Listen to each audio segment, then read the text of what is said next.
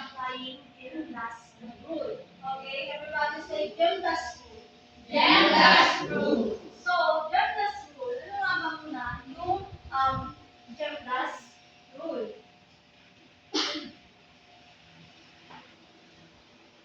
So, what is Gemdas? So, Gemdas, G stands for grouping symbols. M stands for multiplication.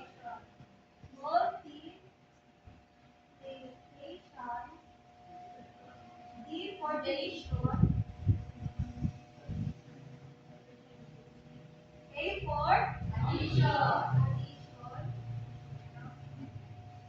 And S for subtraction. So, Gemdas rule is the order of operations in math. It tells us which steps to do first in a problem. So, Gemdas, basahin mo nga ulit. Gemdas stands for Grouping symbols, multiplication, division, addition, subtraction. So, meaning to say, this is the pattern or operation that we should and follow first.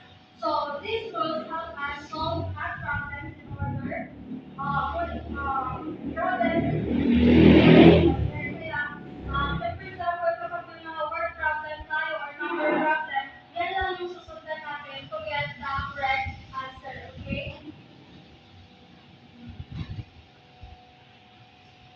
So, grouping symbols includes parentheses, brackets, and braces. Ayan yung mga ano niya, symbols niya. So, always solve what's inside the symbol first. So, sabi na dito, kung ano tayo nasa loob ng symbol na yun, is yun yung uunahin mong solve. Okay? Mamaya magkakaroon tayo ng example. And then multiplication and division. After grouping, we do multiplication and division. We do this from left to right. They have equal. So meron silang equal and quotient. And then last one is addition and subtraction. So yung addition and subtraction is ano nangyayari sa pinakahuli na. We also do this from left to right. Just for say for example,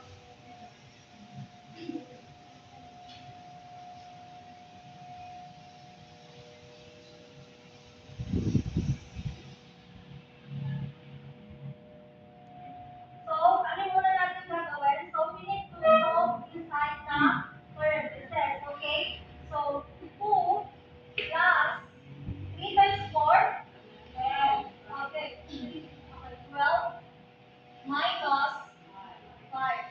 So, yun. And then, susunod na step is 2 plus 12 equals 14 minus 5 is equals to 9. So, the answer is 9. So, ganun lang siya. So, another example. 18 divided by 4 plus 5 times. So, ulit, ano yung una natin solve? Yung nasa parentheses. Kahit na hindi divide or multiplication, yung ginamit dito, basta parentheses siya, or bracket, or ano, is kailangan pa, ito pa rin yung unahin natin. So, 18 divided by 4 plus 5 is 9 times 2. So now, 18 divided by 9, 2 times 2, 12. So, ganyan lang makadali.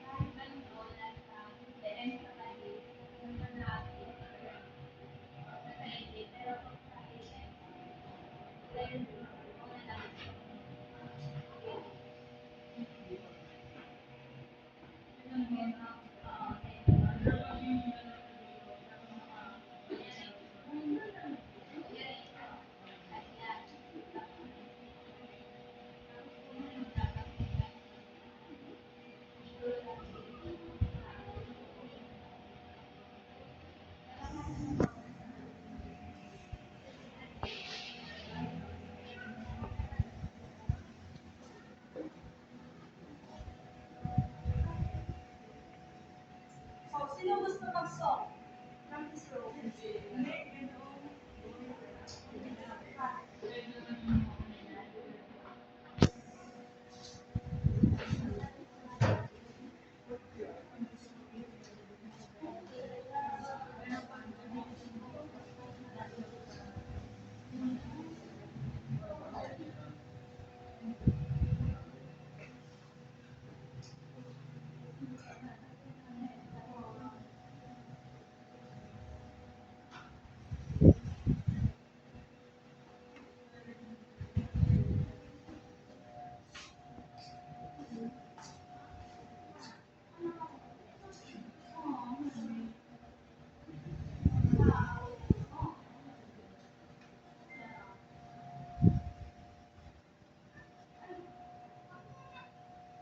Okay. So, titignan natin kung tama ba yung mga sinagot ng ating mga. So, okay. 3 times 2 is, okay, sabi na lang, plus 4. Then, 20 minus 6, 14 plus 1. Then, 20, and then 5 times 2 is 10 plus 3, 2 plus. So now, gagawin naman natin is more than 3 operation.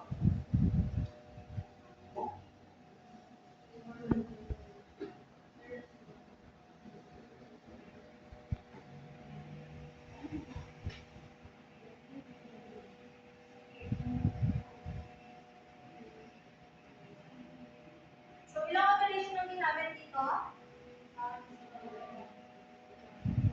May mga iulit ng 10, diba? Apat.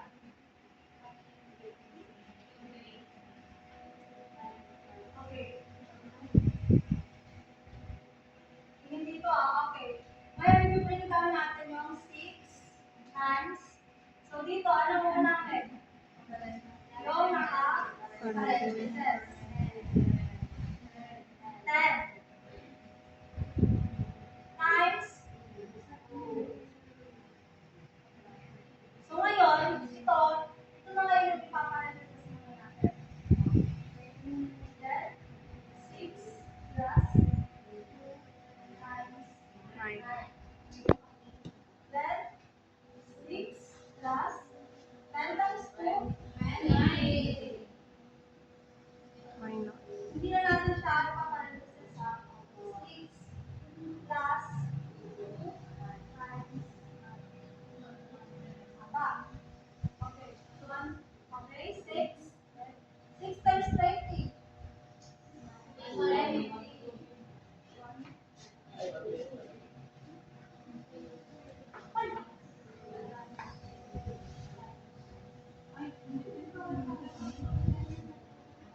So, parang dito hindi na siya nasunod sa okay,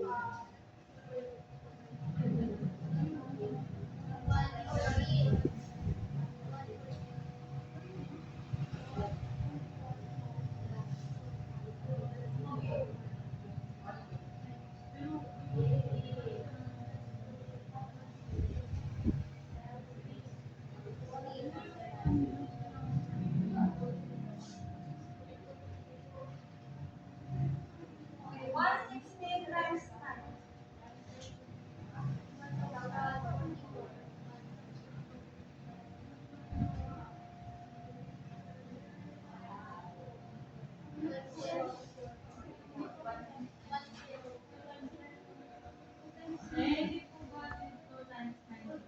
Times 10 ko lang. Tama rin ako, guys.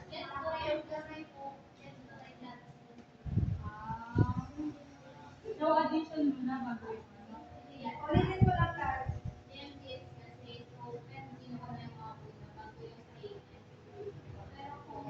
Dali niya ta.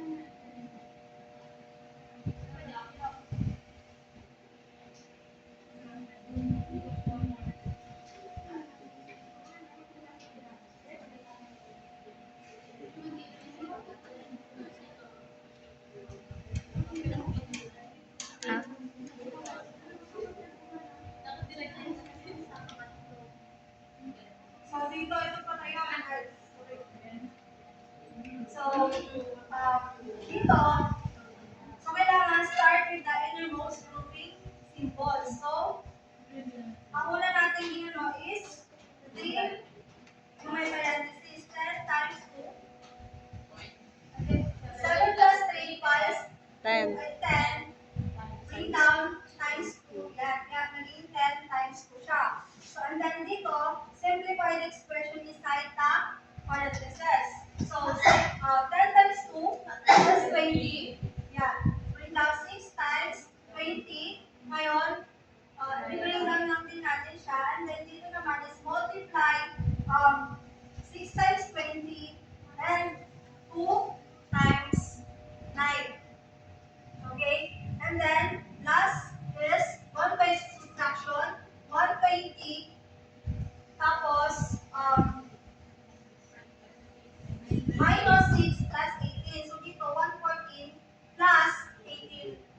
Ang sagot is 132. Yes? Sorry.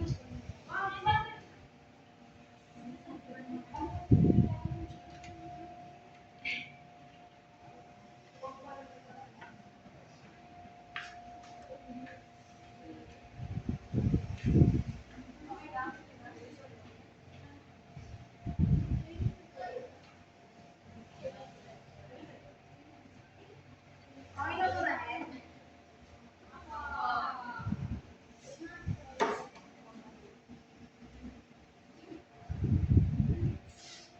So, dito meron ako ulit example.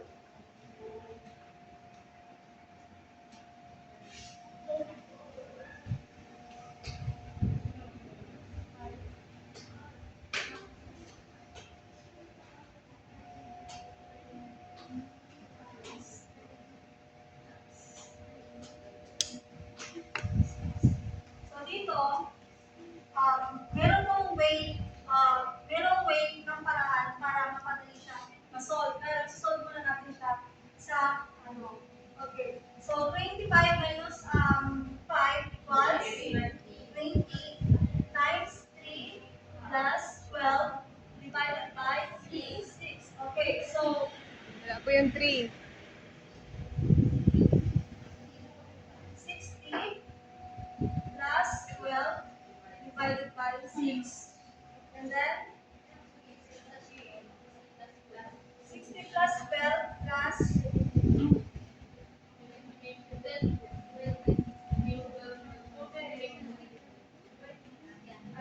25 ko na siya.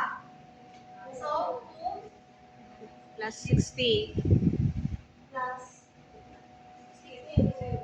So, isang way pa, okay mo lang.